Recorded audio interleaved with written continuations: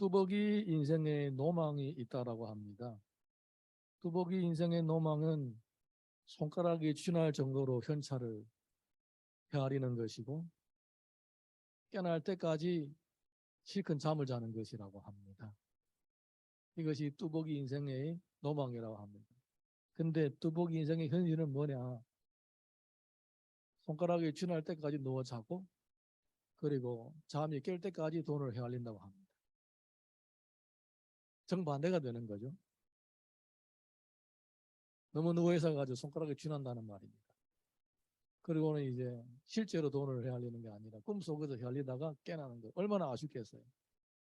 그렇다라는 겁니다. 뚜벅이 인생이 소개팅 하려고 신상 정보 등록하러 갔습니다. 그래서 직원이 물어봅니다. 집이 있어요? 없어요. 차는 뭘 타고 다녀요? 대중교통 이용해요. 월급은 얼마예요? 1,000만 원 안 됩니다.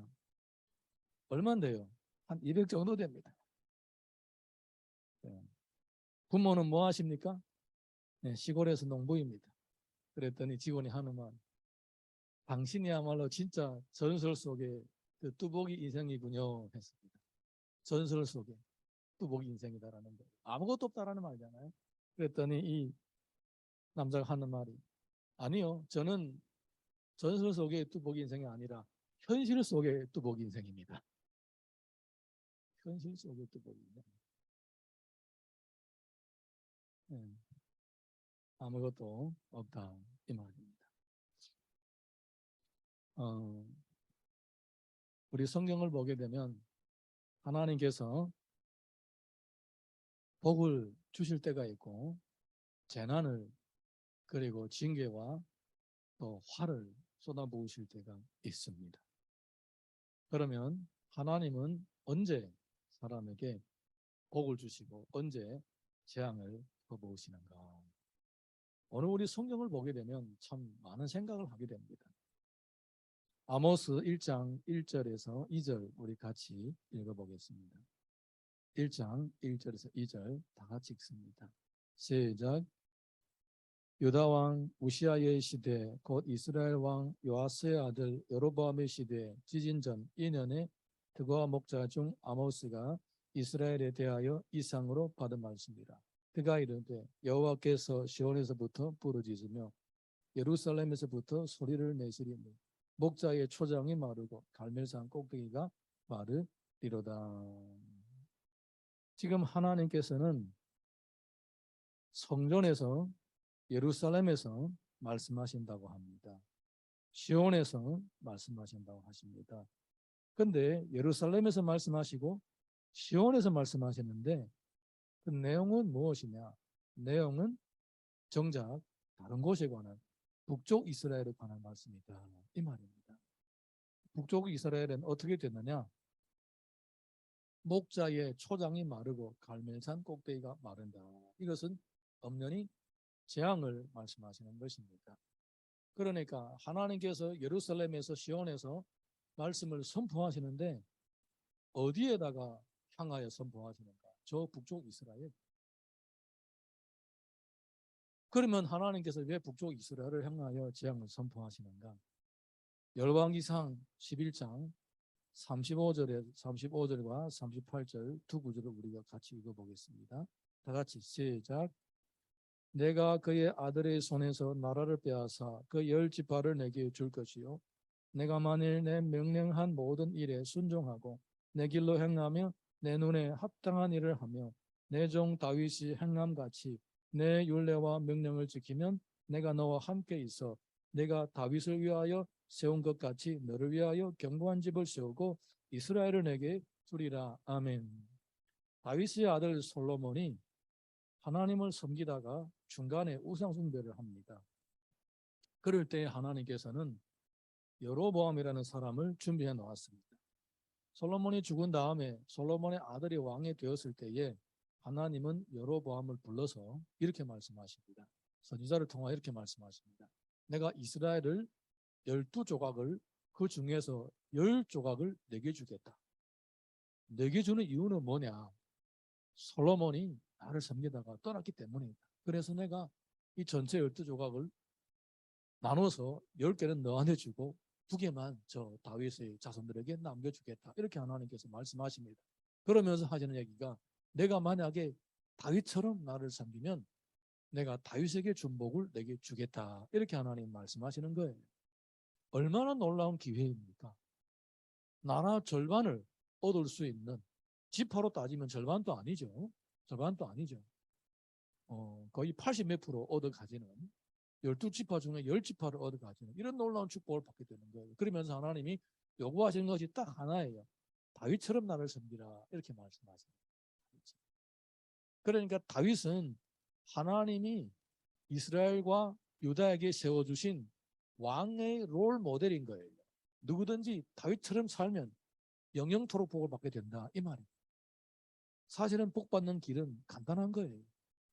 다윗처럼 살면 되는 거예요. 다윗처럼 하나님을 사랑하고 매사에 하나님 나라를 가치관으로 삼고 성령의 인도하심을 따라 살고 예배자로 살면 그 사람이 바로 복을 받는 사람이에요. 그 사람이 바로 이 땅에 메시아를 보내는 그 족복을 이어가는 장자의 복을 받는 거예요. 할렐루야. 예, 누구든지 마찬가지예요. 근데 그 복을 이제 반을 나눠서 너한테 주겠다. 이렇게 여로보암에게 약속을 해주시는 거예요. 조건이 하나다라는 거예요. 다윗처럼 나를 섬기라. 그거예요. 그러면 여로보암은 어떻게 했느냐? 열왕기상 13장 34절 보게 되면 이런 말씀이 있습니다. 다 같이 읽어보겠습니다. 시작. 이 일이 여로보암의 집에 죄가 되어 그 집이 땅 위에서 끊어져 멸망하게 되니라. 아멘. 여로보암은 알았다고 돌아가서는 10지파의 왕이 되었습니다. 그 다음부터는 뭐 하느냐? 베델에다가 송아지를 만들어 놓고 판에다가 송아지를 만들어 놓고 너희들이 이제 예루살렘에 가서 하나님을 섬기지 말고 얘들을 섬기라. 이것들이 너희 하나님이다. 이렇게 얘기를 해주는 거예요. 그리고는 누구든지 돈만 내면 전부 다 제사장을 세우는 거예요. 그리고 남쪽 유다하고 비슷하게 절기를 만들어서 다른 종교를 만들어내는 거예요. 그러니까 사실은 어떻게 보면 이단 정통 신앙과 비슷한 다른 종교를 만들어내는 거예요. 요즘 말하면 이단은 요 같은 거예요. 우리 이단을 얼마나 싫어합니까? 이단을 생각하면 이가 갈리죠. 교회에 가만히 들어와가지고 성도를 빼앗아가고 목회자를 넘어뜨리고 온갖 나쁜 짓 다 하잖아요. 얼마나 싫어합니까? 그 당시에 여로보암이 그렇게 한 거예요. 정통 기독교를, 정통 신앙을 살짝 변경시켜가지고 이것이 너희가 섬길 하나님이다. 너는 이렇게 신앙생활을 하면 된다고 하는 거예요. 그래서 하나님께서는 그때부터 북쪽 이스라엘을 저주하기 시작하는 거예요. 누구든지 여로보암처럼 하게 되면 여로보암처럼 망하게 되고 다윗처럼 하게 되면 다윗처럼 흥하게 된다. 이렇게 말씀하시는 거예요. 그러니까 그때부터는 다윗은 하나님으로부터 복을 받은 자의 롤모델이 되고 여로보암은 하나님으로부터 복을 받았지만은 그 복을 삭히지 못하고 다 잃어버리고 망하는 그런 롤모델이 된 것입니다. 여러분 우리 신앙생활을 하다 보게 되면요. 다윗처럼 쭉 이어가면서 계속 은혜 가운데 살아가는 사람이 있냐면 이렇게 여로보암처럼 처음에는 신앙생활을 잘하다가 나중에는 이상하게 세속화가 돼버리고 이상하게 제대로 된 기독교인, 제대로 된 신앙인으로 살지 않고 그냥 변질돼 버리는 거예요. 변질돼 버리는 겁니다. 그런데 신앙이 변질되면 하나님과 멀어지게 되고 하나님의 은혜와 멀어지게 되고 점점 하나님의 축복과도 멀어지게 되고 결국은 이 여로보암처럼 점점 하나님의 심판의 대상, 저주의 대상이 됩니다. 사랑하는 성도 여러분, 하나님이 우리를 부르신 것은 하나님과 가까이 하며 예배자로 살게 하고 또 이 땅에서 살아가는 동안에 모든 환난 가운데서도 이기게 하시고 하나님의 나라를 이루기 위해서 우리를 부르신 거예요. 이 부르심에 합당한 예배자로서 이 부르심에 합당한 삶을 살 수 있기를 주님 이름으로 축원합니다. 네. 다윗처럼 살 것이냐 여로보암처럼 살 것이냐 이거는 우리가 지금 풀어가야 할 숙제예요. 네. 뭐 좀 생겼다고 뭐 좀 얻었다고 이제 뭐가 좀 된 것처럼 착각하고 그냥 하나님 말씀도 다 등 위에다 던져버리고 내 멋대로 하게 되면 여러보암처럼 되는 것이고 무엇을 얻어도 온 나라를 다 얻었대. 늘 하나님 앞에 겸손한 자세로 경건한 믿음의 사람으로 살면 다윗처럼 믿음의 사람으로 점점 더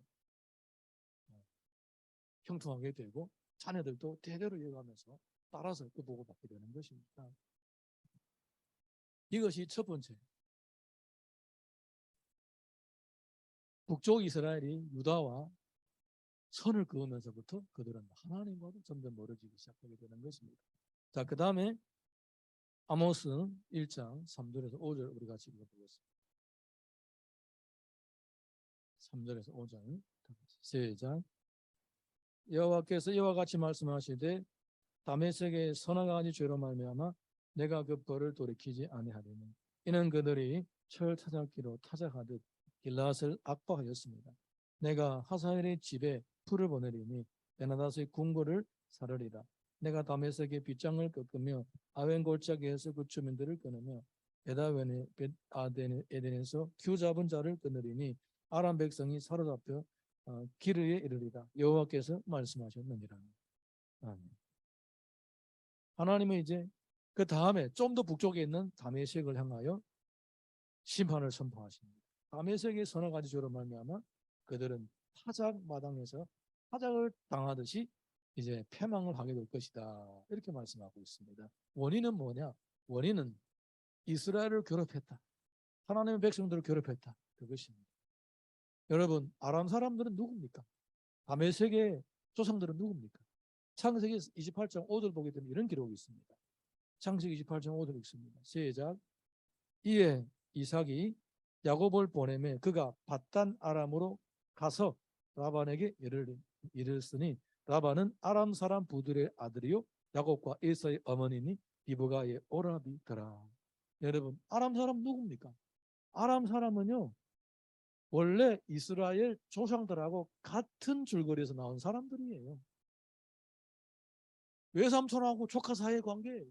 아람 사람하고 이스라엘 사람들은 이렇게 혈통 관계가 있는 그런 족속들입니다. 그런데 아람 사람들이 이스라엘 백성들을 괴롭힌다라는 거예요.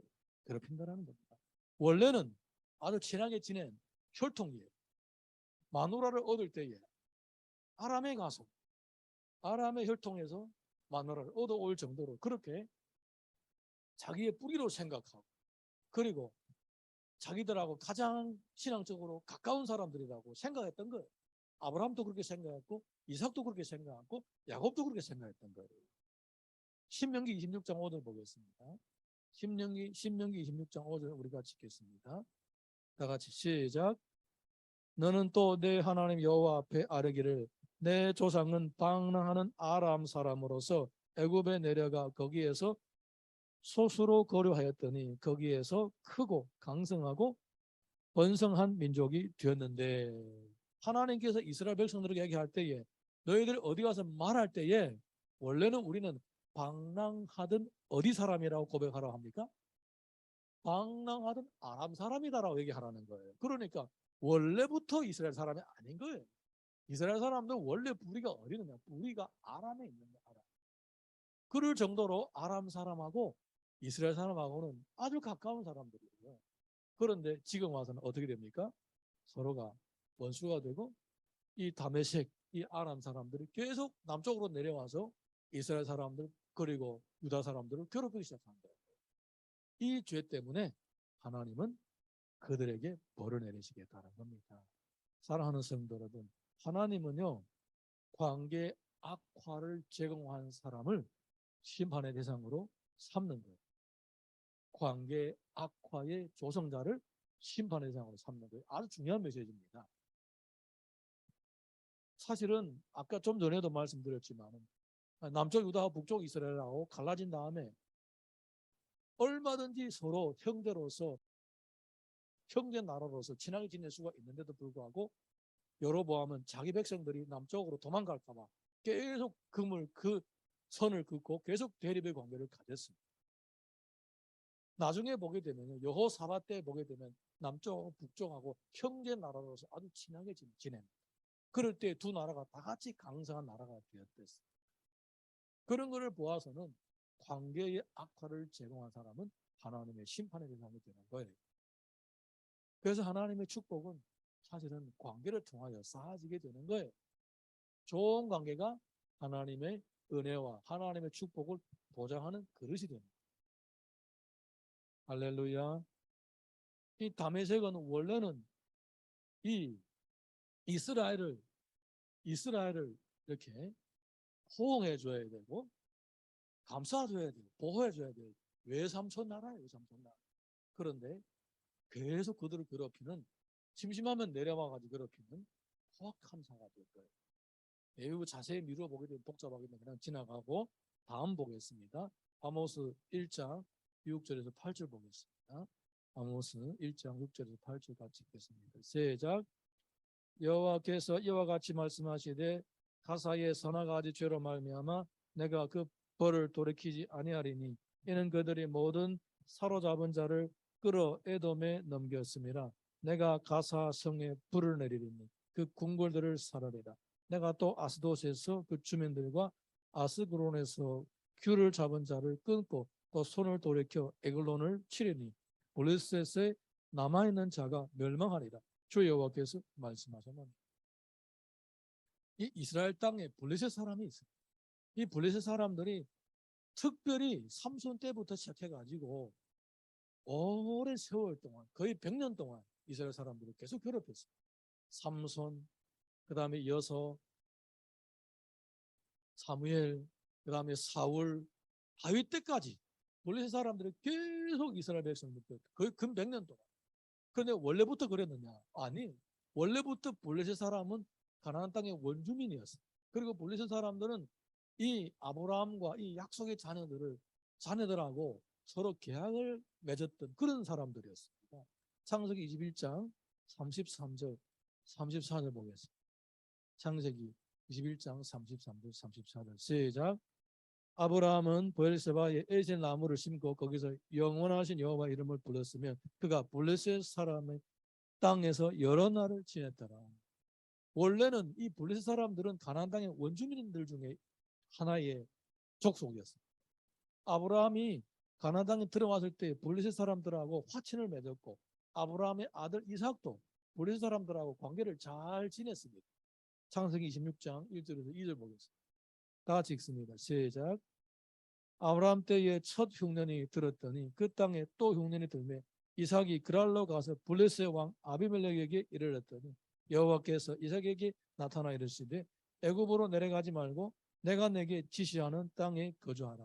아멘. 이 블레셋 사람들하고 이 아브라함의 아들 이삭하고 서로 아주 좋은 관계를 맺었던 거예요. 이삭이 무서워서 겁이 나서 자기 마누라를 자기의 동생이라고 했을 때에도 이 블레셋 왕이 발견하고 그냥 책망을 하고 오히려 보호를 해줬어요. 물론 나중에 잘 되니까 쫓아냈지만 또 다시 찾아가가지고 화친을 하고 이제 우리 잘 지내자 그런 관계였어요. 근데 블레셋 사람들은 얼마든지 이스라엘 사람하고 같이 서로 친하게 잘 지낼 수 있는데 그렇지만은 이제 나중에 사무엘, 삼손, 다윗, 사울 이때에는 계속 원수가 돼가지고 끝까지 원수가 됩니다. 끝까지 마지막까지 원수가 됩니다. 결국은 하나님은 블레셋 사람들을 멸망시키는 거예요. 이 관계 악화를 제공한 사람이 누구는 블레셋 사람들이었다. 네. 그래서 하나님은 그들을 심판합니다. 여러분, 그래서 성경을 보게 되면요, 관계라는 것은 하나님의 은혜를 삶 가운데서 담아내는 그릇이가 되는 거예요. 우리는 눈 뜨면서부터 관계를 벗어나서 살 수가 없어요. 태어나면서부터 관계를 가지고 태어나는 거예요. 관계 속에서 태어나는 거예요. 그러니까 평생 이 사람과의 관계 가운데서 내가 만약에 좋은 관계 제공하는 사람이 되면 그 하나님의 은혜와 축복은 나에게 계속 쌓이게 돼요. 어디 가서 사람들하고 관계를 자꾸 나쁘게 하고 이간질하고 아니면 나도 나만 잘 지내지 않고 내 욕심만 챙기고 필요할 때 사람을 이용해 먹고 필요 없으면 발로 차버리고 냉정하게 되어 이렇게 돼버리면 그러면 그 사람이 만약에 관계 악화의 제공자가 되면 예수 믿는 사람이라 할지라도 하나님 앞에 책망을 받게 됩니다. 꼭 명심할 수 있기를 바랍니다. 장거리 시외버스에 어떤 엄마가 다급하게 옆에 있는 사람들에게 구조를 요청했습니다. 저희 아들이 소변이 급해가지고 페트병이 필요한데 혹시 누가 페트병이 없어요? 이 남자 아이를 키워본 사람도 아마 알 거예요. 페트병 하나면 해결하잖아요. 차에서. 페트병 다들 없다는 듯이 서로 눈치를 보고 있었습니다. 근데 어떤 청년이 콜라병 하나, 이 반병 남은 콜라병을 꺼내서 그 자리에서 꿀떡꿀떡꿀떡꿀떡 다 마셔버리고 줬습니다. 그러더니 엄마가 너무 고마워가지고 고마웠다 인사하고는 이제 아이의 이 소변 해결해 줬습니다. 한 반 시간 후에 이 청년이 얼굴색이 안 좋아지기 시작한 거예요. 반병 콜라 다 마셨으니까 얼마나 마렵겠습니까? 소변이 마렵겠습니까? 본인이 이제 참기 힘들게 된 거예요. 이제. 그래가지고 천천히 이제 기사 차가 가고 있는데 기사 아저씨한테 나가서 선생님 휴게소 아직 멀었습니까? 휴게소 아직 멀었습니까? 물어보더라. 남을 도와주다가 자신이 이제 난처한 상황에 빠져서 다급하게 된 거예요. 어른이가 페트병을 달라고 할 수도 없고 내가 누구에게 선을 베푸게 되면 하나님이 그 선을 다 기억하고 계시는 것입니다. 할렐루야. 아모스 1장 9절에서 12절 읽어보겠습니다. 다 같이 읽습니다. 시작. 여호와께서 이와 같이 말씀하시되 두로의 선악한 죄로 말미암아 내가 그 벌을 돌이키지 아니하리니 이는 그들의 그 형제의 계약을 기억하지 아니하고 모든 사로 잡은 자를 에돔에 넘겼습니다. 내가 두로 성에 불을 보내리니 그 궁궐을 사르리라. 여호와께서 이와 같이 말씀하시되 에돔의 선악한 죄로 말미암아 돌이키지 아니하리니 이는 그 칼로 그 형제를 쫓아가며 긍휼을 버리며 항상 맹렬히 화를 내며 분을 끝없이 품었습니다. 내가 대만에 불을 보내리니 보스라의 궁궐들을 사라리다. 아멘. 두로와 에돔을 언급하고 있습니다. 두로는 옛날에 다윗의 시대에 이스라엘과 아주 친한 관계를 가졌던 나라였습니다. 사무엘하 5장 11절 12절 보게 되면 이런 말씀이 기록되어 있습니다. 우리 다 같이 읽어보겠습니다. 시작. 두로 왕 히람이 다윗에게 사절들과 백향목과 목수와 속수를 보내며 그들이 다윗을 위하여 집을 지으니 다윗이 여호와께서 자기를 세우사 이스라엘 왕으로 삼으신 것과 그의 백성 이스라엘 위하여 그 나라를 높이신 것을 알았더라. 옛날에 두로 사람들은 이스라엘 사람들하고 친하게 지낸 거예요. 좋은 일 있으면 축하해주고 도와주고 그렇게 끈끈한 유대의 관계를 가졌던 겁니다. 그런데 이때 보게 되면 두로 사람들은 은근히 돈을 주고 뒤에서 배반을 하고 괴롭히는 그런 자들이 되었던 거예요. 열왕기상 5장 1절 보게 되면 이런 말씀이 있습니다. 우리 같이 읽어보겠습니다. 시작. 솔로몬이 기름 부음을 받고 그의 아버지를 이어 왕이 되었다함을 두로 왕 히람이 듣고 그의 신하들을 솔로몬에게 보냈으니 이는 히람이 평생 다윗을 사랑하였습니다. 이방 나라였지만은 하나님의 백성들을 사랑하고 그 왕을 관심받고 사랑했던 거예요. 그러니까 하나님께서 이스라엘이 잘 되는 것과 더불어 두로도 아주 잘 되게 했던 것입니다. 복을 주시는 거예요. 그런데 나중에는 이 두로는 돈 때문에 이스라엘을 다른 나라에다가 넘겨주는 이런 자가 됐던 거예요. 에돔은 더 말할 거 없죠. 에돔하고 이스라엘은 형제인데 쌍둥이 형제였어요. 그들의 조상은 쌍둥이 형제였어요. 근데 에돔은 무슨 짓을 합니까? 이스라엘 백성들을 종으로 삼는 거예요. 붙잡아 가서 종으로 삼는 거예요. 돈 주고 사서 종으로 삼는 거예요. 괴롭히는 거예요. 그러니까 하나님은 두로라든가 에돔이라든가 이런 나라들에게 벌을 주십니다. 여러분 관계 악화를 제공하는 사람들에게는 반드시 하나님께서 책망하시는 거예요. 그래서 우리가 될 수만 있으면 선을 베푸는 하나님께서 우리들에게 은혜를 주시는 그 그릇을 확장해 나가셔야 되는 거예요. 할렐루야. 네, 우리가 이어서 13절에서 15절 읽어보겠습니다. 13절에서 15절. 다 같이 시작. 여호와께서 이와 같이 말씀하시되 암몬 자손의 선악아지 죄로 말미암아 내가 그 벌을 돌이키지 아니하리며 이는 그들이 자기 지경을 넓히고자 하여 길라스의 아이벤 여인의 배를 갈랐습니다. 내가 라빠 성에 불을 놓아 그 궁궐들을 사르되 전쟁의 날에 외침과 효리바람의 날에 폭풍으로 할 것이며 그들의 왕은 그 지도자들과 함께 서로 앞에 가리라. 여호와께서 말씀하셨느니라. 아멘.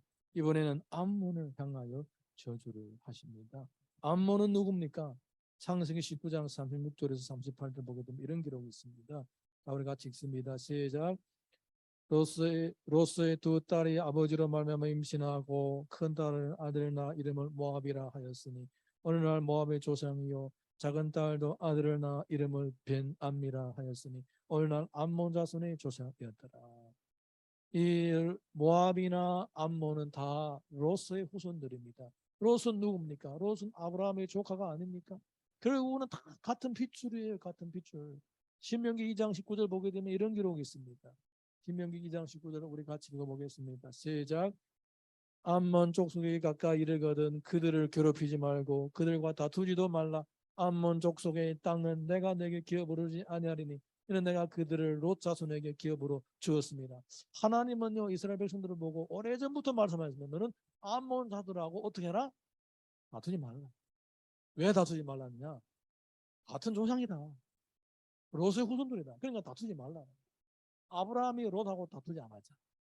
문제가 있을 때 문제 풀고 서로 이렇게 헤어지고 좋게 지내자.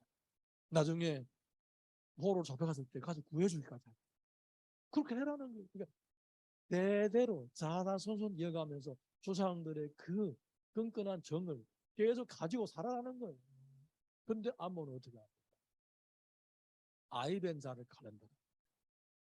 옛날에 일본 사람 중국에 들어가서 한국에 들어가서 부녀들을 배를 가르고 아이를 꺼내서 창 끝으로 찔러서 들고 다니 자랑하는 것처럼 그렇게 했다는 게 암몬이야. 얼마나 치가 떨리겠어요. 지금 또 중국 사람이나 한국 사람, 일본 사람 치 떨는 이유가 뭡니까? 지독하더라는 거예요. 원래는 다 같은 문화, 같은 핏줄이잖아요. 네, 같은 핏줄이에요. 중국이나 한국이나 일본 다 같은 핏줄이에요. 따져보면 문화도 같고. 그런데 지금 그렇다는 거예요. 암몬 사람 그렇게 악독하다는 거예요. 네, 그래서 하나님은 심판하십니다.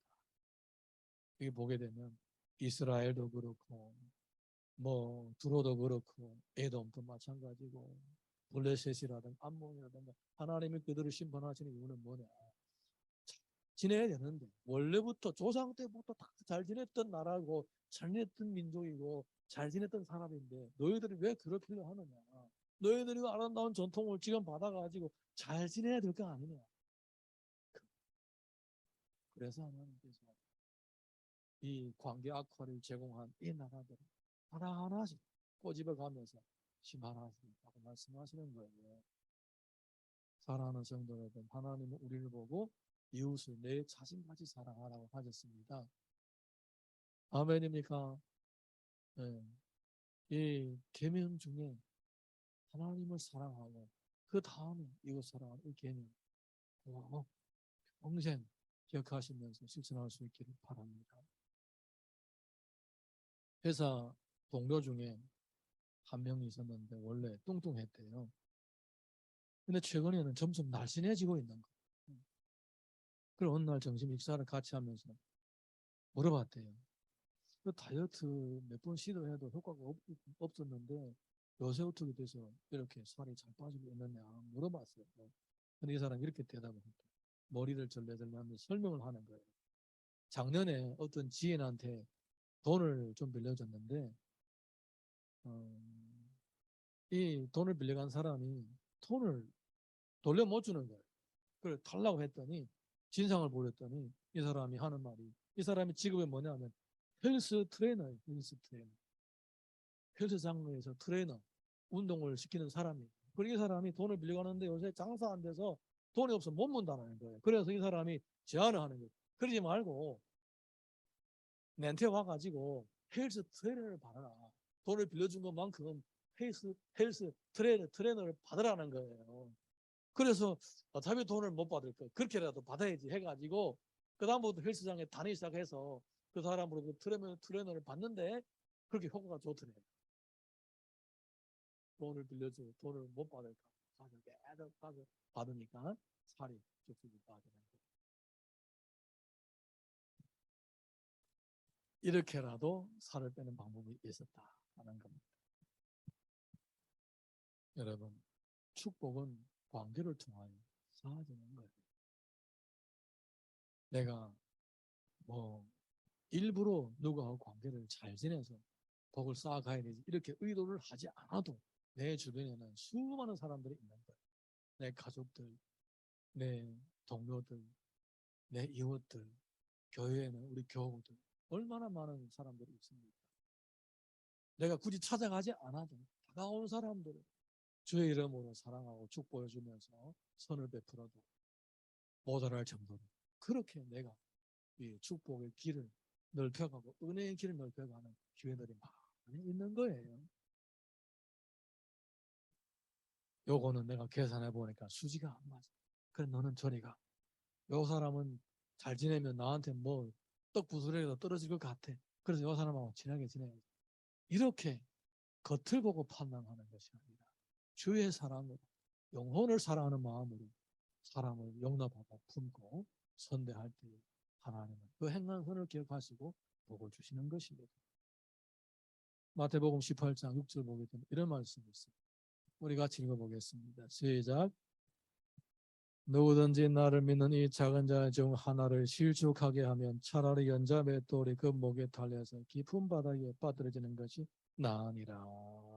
한 사람에게 관계악하의 제공자가 되고 그 사람에게 해를 끼친다면 차라리 그 사람의 목에다가 연자 맷돌을 달아서 바다에 빠뜨리는 것이 낫다. 이렇게 얘기를 하는 거예요. 마태복음 18장 7절 보겠습니다. 다 같이 시작. 실족하게 하는 일들이 있음으로 말미암아 세상에 화가 있도다. 실족하게 하는 일이 없을 수는 없으나 실족하게 하는 그 사람에게는 화가 있도다. 내가 누구를 실족하게 하면 그 사람도 망하지만 나에게도 화가 있다라는 거예요. 여러분, 그러면 내가 누구에게 악을 행하고 누구에게 잘못을 저지름으로써 그 사람이 피해를 입었다. 그러면 하나님 앞에서 계산을 해야 되는 거예요. 고린도전서 10장 23절 24절 우리 같이 읽어보겠습니다. 시작. 모든 것이 가하나 모든 것이 유익한 것이 아니요 모든 것이 가하나 모든 것이 덕을 세우는 것이 아니니 누구든지 자기의 유익을 구하지 말고 남의 유익을 구하라. 자기 유익은요 굳이 구하지 않으려고 해도 구하게 되어 있어요. 그러니까 남의 유익을 좀 구하면서 살아라. 그렇게 말씀을 하시는 거예요. 할렐루야. 고린도후서 5장 9절 10절 읽어보겠습니다. 다 같이 시작. 그런즉 우리는 몸으로 했든지 떠나 했든지 주를 기쁘시게 하는 자가 되기를 힘쓰노라. 이는 우리가 다 반드시 그리스도의 심판대 앞에 나타나게 되어 각각 선악간에 그 몸으로 행한 것을 따라 받으려 함이라. 주를 기쁘시게 하기를 힘쓰노라. 내가 누구를 선대하고 누구에게 너 그런 마음을 가지고 다 그렇게 살게 되면 주님이 기뻐하시는 거예요. 왜냐하면 내가 선대하는 그 사람이 하나님의 형상을 가지고